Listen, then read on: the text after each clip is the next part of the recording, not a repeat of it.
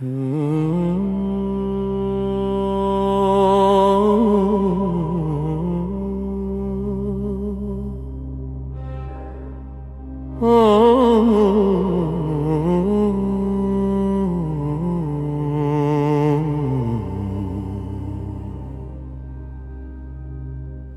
که رفتی مرگمو دیدم، ابری شدم تا صبح باریدم. از یاد بردن نیست تو کارم، نه قاتلانت رو نبخشیدم. هر بار توی کوچه های شهر انگار در خون تو غلطیدم. هر بار توی کوچه های شهر انگار در خون تو غلطیدم. هر روز حرفت توی گوشم هست، من جونم و واسه وطن میدم. بعد از تو با هر یادگار تو داغون شدم، با گریه خندیدم. هر بار توی کوچه های شهر انگار در خون تو غلطیدم.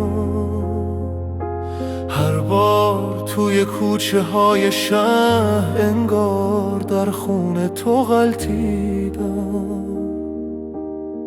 تا چشمم امشب باز رو هم رفت، این بار هم خواب تو رو دیدم. هر بار تو رویا کنار تو تا پای جون بی ترس جنگیدم. هر بار توی کوچه های شهر انگار در خون تو غلطیدم. هر بار توی کوچه های شهر انگار در خون تو غلطیدم. بعدش سیاهی رفت و شب گم شد، بعدش تو رو با بغض بوسیدم. با شوق تو میدون آزادی رقصیدی و خوندی و رقصیدم. هر بار توی کوچه های شهر انگار در خون تو غلطیدم. هر بار توی کوچه های شهر انگار در خون تو غلطیدم. هر شب همین منوال تا الان از دست این تکرار پوسیدم. من توی قلبم حرفا دارم، اما چرا هرگز نپرسیدم.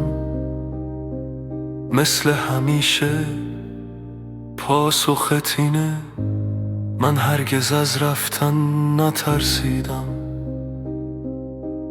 من هرگز از رفتن نترسیدم. هر بار توی کوچه های شهر انگار در خون تو غلطیدم. هر بار توی کوچه های شهر انگار در خون تو غلطیدم. غلطیدم